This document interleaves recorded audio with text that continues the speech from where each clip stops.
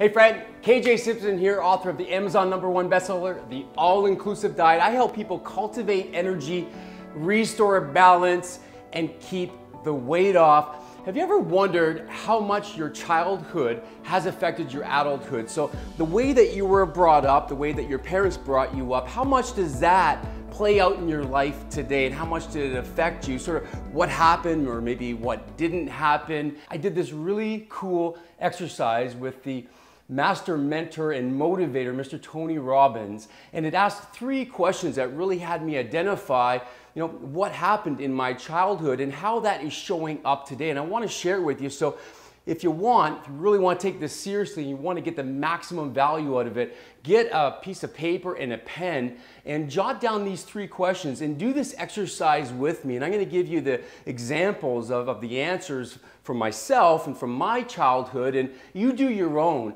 and then we can reflect afterwards. So question number 1, which is going to allow you to identify what happened in your childhood, maybe let go of the past and move into the future that you deserve, is this question. A really, really profound one. Whose love did you crave the most when you were a child? Was it your mother or was it your father? So, who did you model after, and who did you always try to please? Who was it? Was it your mother or father? So that's question number 1. I can tell you that it was always my father. He's the one that I modeled after. I tried to imitate him. I remember when I was maybe probably 3 or 4 years old. That's when I started noticing just how much I looked up to my father and how much I wanted to be like him. He was a construction worker, and he did a lot of time on the road, and sometimes he wouldn't be back for a whole week, and I'd really, really miss him. And I'd know that he was coming home maybe on a Friday, for example, and I used to put on this undershirt, this white undershirt, because that's what he used to wear to work in construction. So I would put my little t-shirt on as well, my undershirt essentially, like a tank top, and I would sit on the balcony. We lived in an apartment building, and I would just wait for him to come up in the big truck, the big construction truck, and I would be excited beyond belief. And that's really how I identified with my father, is somebody that I wanted to grow up and be just like him. So that's question number 1. Question number 2 is, who or what do you think you needed to be in order to get the love that you think you deserve from either your mother or your father? So, what did you have to do? What kind of behaviors were looked at positively, where you got that positive reinforcement, that pat in the back that perhaps you needed? Who did you think you needed to be? You needed to be a star student. You needed to be a star athlete. So who or what do you think you needed to be in order to be deserving of that love that you so desperately crave from either your mother or your father? That's question number 2. Now, question number 3 is, how has that belief shaped you today and made you the person that you are? If you can get really self-reflective here and take a look at that. And I can tell you from my own personal experience is that I think my father wanted me to be perfect. And that's just based on the things that he would say. I remember it's essentially a quote from me that if you're going to do a job, make sure it's perfect, or don't do the job at all. And that identifies how much I thought that I needed to be perfect in my childhood, and more importantly now in my adulthood, because that belief system, when I was so moldable at a very young age. We know that kids probably from, let's say, 3 to maybe 10 years old, that's when they are the most moldable, and that's when any type of trauma or any type of positive influence has the greatest impact in their adulthood. It's all between that age frame of 3 to 10 years old. So it's really critical that they are in a safe and secure environment where they got all of the positive reinforcements that they need to move into their adulthood, because that's when they understand what the world is really all about. That's when their belief systems start being created, and they're either going to be belief systems that serve or not serve. And in some cases it can be really non-serving to the point that it ends them up in relationships that they shouldn't be in, or it ends up in jobs that really they're not suited for, and they could do so much more if they were in a different type of career, for example. And in some cases, some really bad cases, it winds them up in jails or institutions, for example. So again, really, really critical during that point, because it really brings you to the point where you are right now, your adulthood, and the way that you show up, at work, with your family, with your intimate relationships. That all started when you were like 3 to 10 years of age. And I can tell you that it certainly has impacted my life, because me thinking that I needed to be perfect for my father, and that was my belief system. I love my father, and I don't blame him for anything. And that's something that a lot of people do, is we look at our parents and we blame them. We blame them for what happened or for what didn't happen, and they should have done that, and they should have done this, and because of all that and this, here we are today, and we're struggling, we're stuck. And it's really easy to point the blame, at our parents, because they had all the responsibility. We were helpless.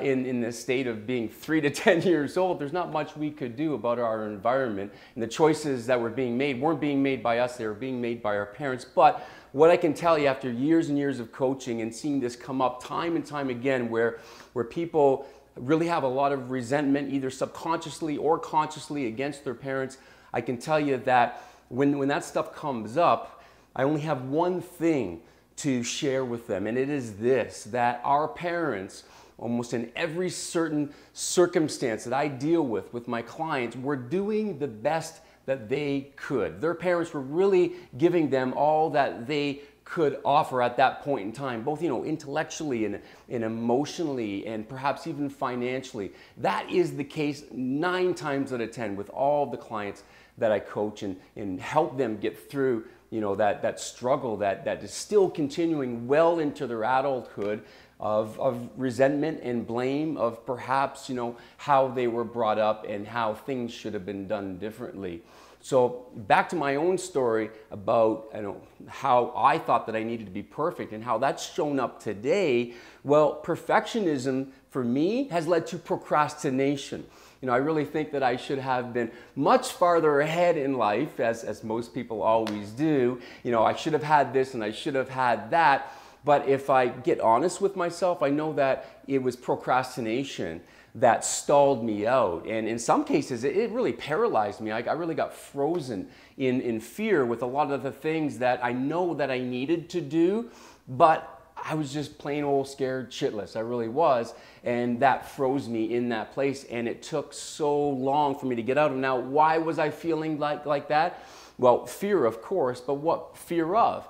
Fear of not being perfect. Now, where the heck did that come from? Well, I know now. After doing this exercise, it was so evident. Immediately I just blurted out that I wanted my father's love. Undoubtedly, that was a given.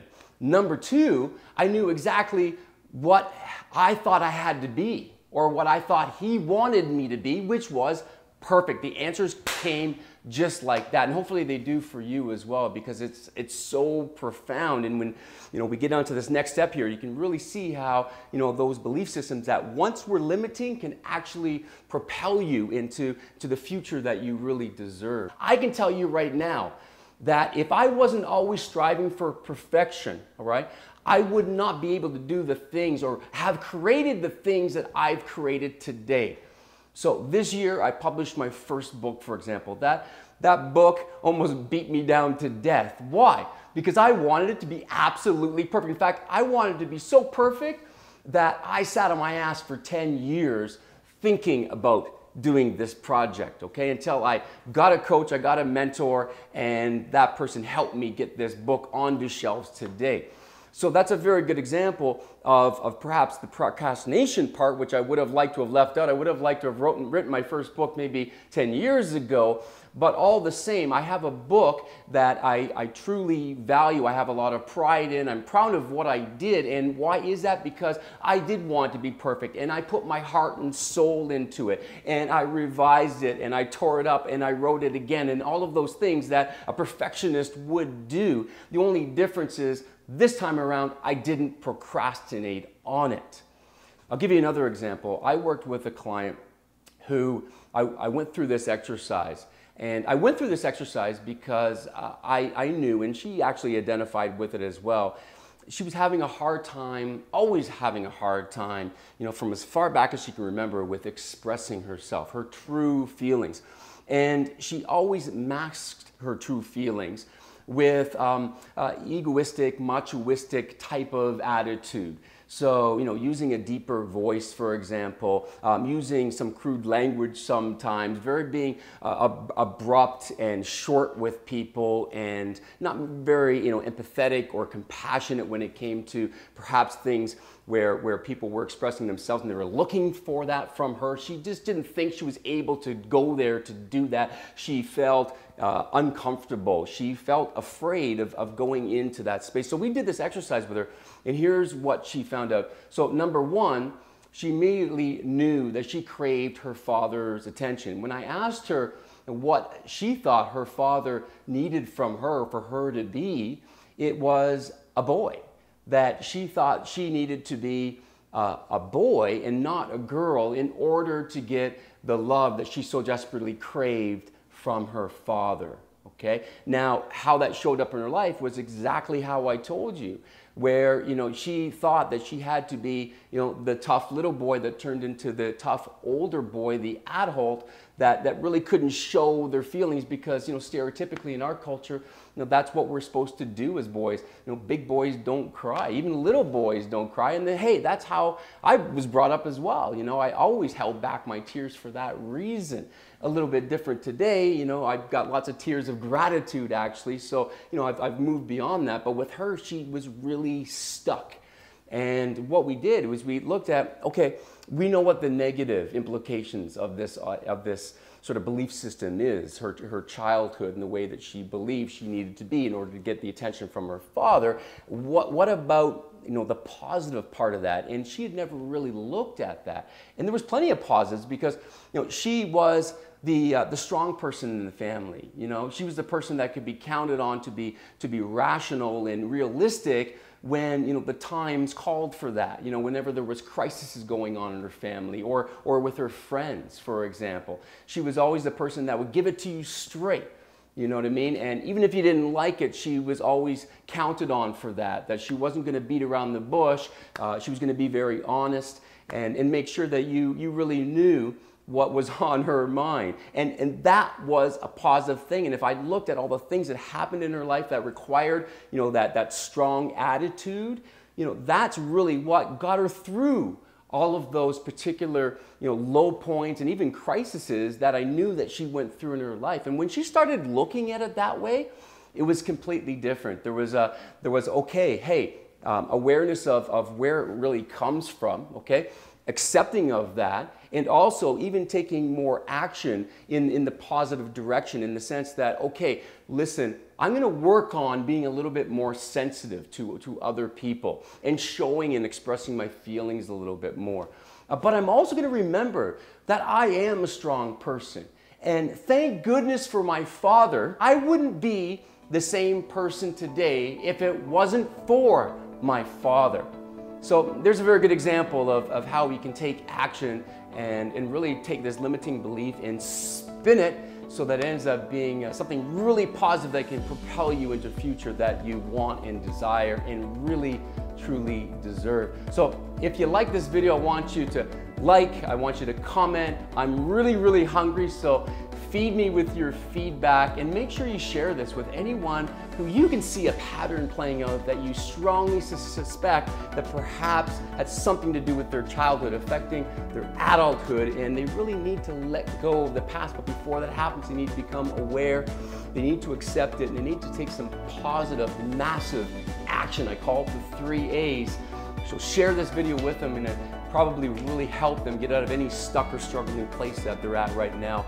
There's more free training as well. Just go to www.krisjsimpson.com. That's Kris with a K, K-R-I-S, jsimpson.com/free-downloads. I'll put a link below so you can click on that if you want more free training from me. And before we go today, I just want to share with you a quote that I wrote that I think sums up this whole lesson today. It goes like this: things happen and we give them a meaning. It can mean we will become a victim or a survivor or a thriver. The choice is truly ours. My friend, inspire to aspire.